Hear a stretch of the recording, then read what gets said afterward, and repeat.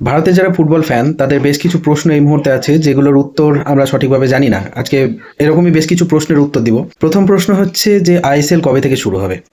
এটার উত্তরে বলতে পারি যে প্রথম কথা হচ্ছে যে আইএসএল ইন্ডিয়ান সুপার লিগ এই নামটার কোনো টুর্নামেন্ট হয়তো আগামীতে আর থাকবে না।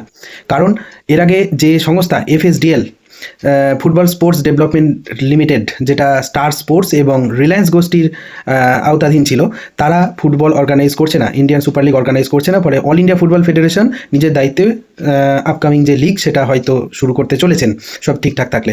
ফলে নতুন একটা নাম হতে চলেছে আমাদের জাতীয় লিগের। এটা তো ভারতবর্ষের জাতীয় লিগ। কবে থেকে শুরু হতে পারে? সব কিছু ঠিকঠাক থাকলে আশা করা যায় যে ফেব্রুয়ারি শুরুর দিকে শুরু হবে। আর যদি ফেব্রুয়ারি শুরুর দিকে শুরু না হয়, তাহলে এবছর ভারতে আর কোনো লিগ আদৌ হবে কিনা সেটা নিয়ে যথেষ্ট ডাউট আছে। যদিও সেটা হতে দেবে না কেন্দ্র সরকার, কারণ কেন্দ্র সরকার সেক্ষেত্রে অবশ্যই একটা কড়া পদক্ষেপ নেবে। কতগুলো দল আপকামিং লিগে খেলবে? 14টা দলই খেলবে। মোহামেডান, স্পোর্টিং, কাশি, ইন্টার কাশি সহ সবকটা দলই খেলবে বলেই আমার ধারণা। 14টা দল। কোথায় কোথায় খেলা হবে এখনো সবকিছু স্থির হয়নি, তবে এখনো অবধি যা মনে হচ্ছে তাতে সম্ভবত দুটো ভেন্যু হবে, একটা গোয়া এবং আর একটা সম্ভবত কলকাতা। এই দুটো ভেন্যুতে টোটাল 14টা দলের মধ্যে 7টা দল ভাগ হবে এবং এই 7টা দল নিজেদের মধ্যে খেলবে এবং দুটো গ্রুপ থেকে 4টে দল পরের রাউন্ডে যাবে এবং এই 8টা দল পরের রাউন্ডে গিয়ে তাদের মধ্যে খেলে ফাইনাল, সেমিফাইনাল এবং চ্যাম্পিয়ন ঠিক হবে।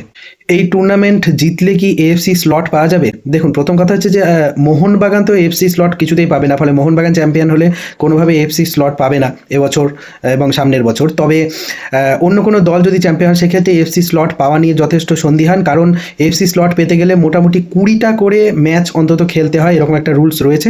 তবে এই যে টুর্নামেন্টটা হতে চলেছে, যদি এভাবেই হয় তাহলে 20টা করে ম্যাচ প্রত্যেকটা দল খেলার সুযোগ পাবে না। তবে এএফসি যদি আমাদেরকে কনসিডার করে এই পরিস্থিতির কারণে, তবে সেক্ষেত্রে সেটা হতে পারে, এফসি স্লট পেতে পারি আমরা।